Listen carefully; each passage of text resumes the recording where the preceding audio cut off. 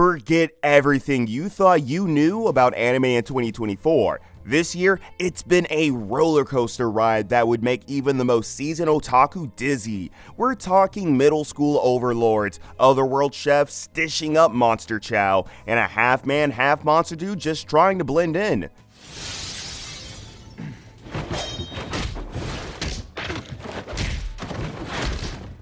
So, to navigate these anime without getting lost in a pile of cringeworthy tropes, we've got your back in your viewing queue with a list of the hottest new shows that'll have you saying OMG in the best way possible. Number 10, Chillin' in Another World with Level 2 Super Cheat Powers.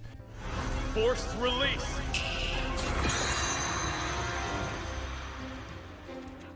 You're your average Joe, a merchant named Banaza, just trying to sling some wares and live the chill life. Then bam, you get transported to another world, Clyroad, where they mistake you for a legendary hero. Only problem? Your combat skills are about as useful as a chocolate teapot in a blizzard. The arrogant king kicks you to the curb, leaving you stranded in a monster-infested forest. But hey, fate has a funny bone. You bump off a measly slime and poof, you level up, but not just any level up. Infinite power up, like a walking cheat code. Now, with the powers of a god, you could conquer Clyroad, become the ultimate hero, the whole shebang. But Banaza, ever the pragmatist, has other plans. Open up a shop. Except the hero life keeps finding him, like a persistent mosquito at a picnic. I'll just have to try out every single spell I have! There's a feisty demon girl who becomes his wife, a blonde hero with the charisma of a soggy sock, and an endless stream of monsters with a taste for, well, him. Number 9, Windbreaker. They make me sick.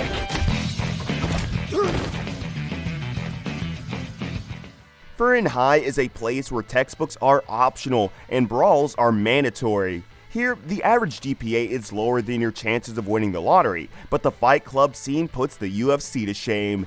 It's a haven for delinquents, who also happens to be town self-proclaimed protectors, the Chime of the Windbreaker, or Boferin for short. Now, there's Haruka Sakura, a new student with a chip on his shoulder and a one-track mind, fighting his way to the top. But High ain't your typical delinquent paradise. Sure, there are battles galore, with flying fists and enough kicks to rival a synchronized can-can line.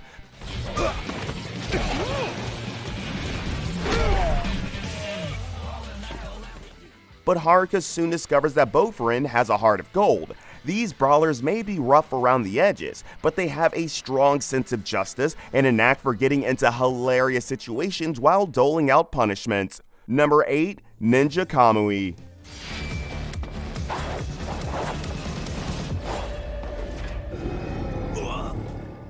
Meet Joe Hegan, aka your average suburban dad with a penchant for perfectly grilled burgers. But beneath that dad bod lies a secret. Joe used to be a ninja, a certified butt-kicking assassin. He ditched the shuriken for spatulas and traded espionage for PTA meetings, living the good life with his wife and kid. Sounds idyllic, right? Wrong. Enter a night so dark, even Batman would need night vision goggles. Ninja assassins crash Joe's barbecue, proving the old adage, you can never truly escape your past.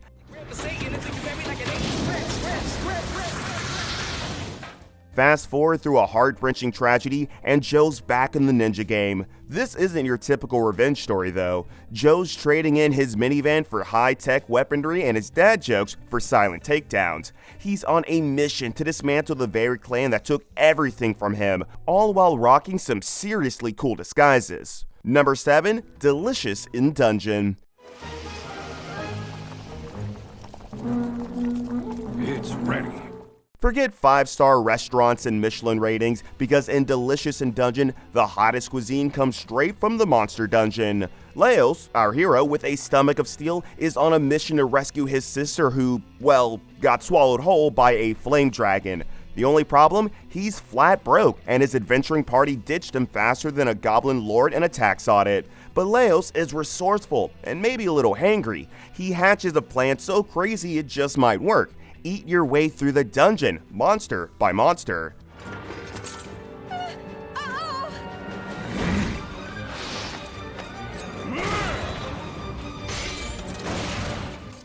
Join Leos, his elf mage buddy Marcel, and the nimble-fingered halfling thief Chilchuck on a quest filled with monster munchies, dungeon dives, and the burning question: can you really tell the difference between a goblin thigh and a kobold rump roast? Number 6. Suicide Squad Isekai. 完璧じゃないプリンちゃん。こんなのは長い長いショーの導入だ。 So, Harley Quinn, Deadshot, King Shark, the whole Suicide Squad crew gets yanked from their explosive earthly lives and plopped into a world of magic, pointy ears, and damsels even more stressed than Amanda Waller. Remember, these are anti-heroes with explosive tempers, questionable morals, and a penchant for mayhem, not some saints. Harley's gonna be giggling while cracking open goblin skulls, while Deadshot, as usual, would be sniping dragons with cheat-like precisions.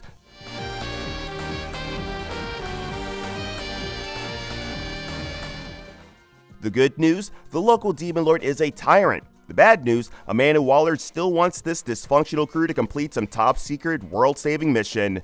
It's a clash of gritty street smarts and sparkly isekai tropes with a healthy dose of explosions, witty banter, and enough chaos to make even a goblin wince. Number 5, A Sign of Affection. You drink? Cocktail? Or not? Damsel in distress? No thank you. Let's throw curveballs instead. Our main character is Yuki, a college student who rocks the world of deafness with confidence. But being deaf isn't exactly a superpower and can come with its set of issues. There's also Itsuomi, a free-spirited globetrotter who speaks every language except sign. Now, a chance encounter on a train, a mix-up that's both adorable and hilarious, and a spark that ignites even though they can't quite understand each other at first. Do you need some help?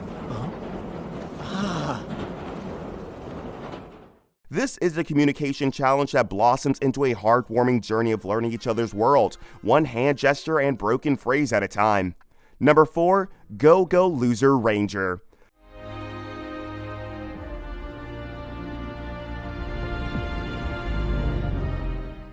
The spandex-clad paragons of justice are fairy tales. This anime is a giant middle finger at the whole superhero genre. D, a disgruntled ex-military dude with a serious chip on his shoulder, gets rejected from becoming a Dragon Keeper, Earth's elite team of butt-kicking warriors. But instead of slinking away in defeat, D hatches a hilariously twisted plan: infiltrate the Dragon Keepers and expose them as the frauds he believes them to be. The only problem? D's about as qualified to be a superhero as a goldfish is to pilot a spaceship. He's clumsy, cynical, and about as subtle as a brick to the face. But hey, what D lacks in skill, he makes up for it in sheer determination and maybe a dash of delusion.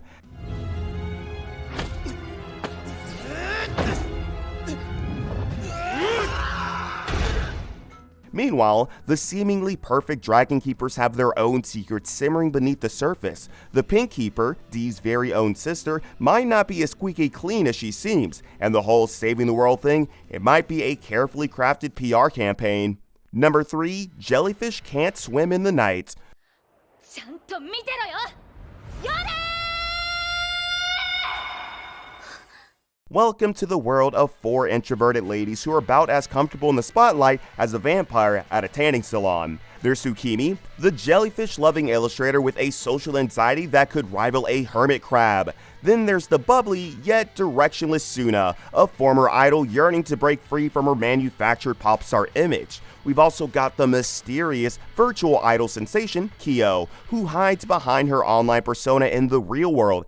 いつか誰かの光になれるように歌い続けよう届け私のいなずっと And last but not least, there's the stoic composer Mayu, whose music speaks volumes even though she herself stays silent. These 4 unlikely friends find solace in a shared apartment they call a Mars, a haven for social butterflies who'd rather be caterpillars. Together, they secretly form an anonymous artist collective called Jelly, where they can unleash their creative talents without the burden of self-consciousness. Number 2, Solo Leveling. Sung Jin-woo is the world's weakest hunter. Dude's so bad at monster slaying, even goblins mock him. Pathetic. right? Wrong. After a near-death experience in a dungeon gone wrong, Jinwoo gets hooked up with a wonky system, like a fitness tracker for superheroes. This system gives him the power to level up, like a real-life video game.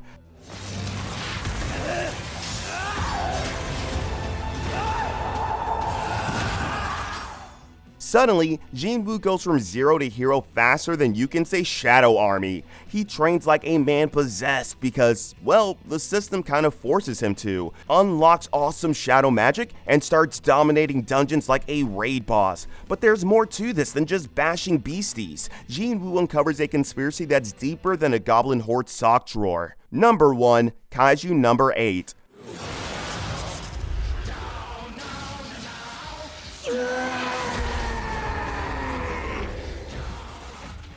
Ever dream of fighting giant monsters, but, you know, reality keeps getting in the way? That's Kafka Hibino for ya. This 32-year-old dude stuck in a dead-end job cleaning up kaiju guts. The glamorous side of monster slaying, no doubt.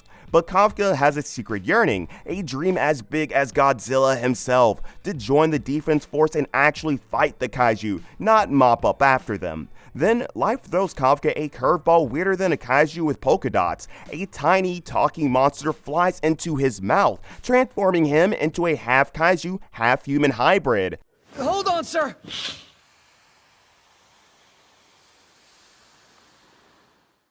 Now dubbed Kaiju Number 8, Kafka gained superhuman strength and the ability to wreck face with the best of them. But there's a catch. He has to keep his monstrous alter ego a secret from the very defense force he wants to join.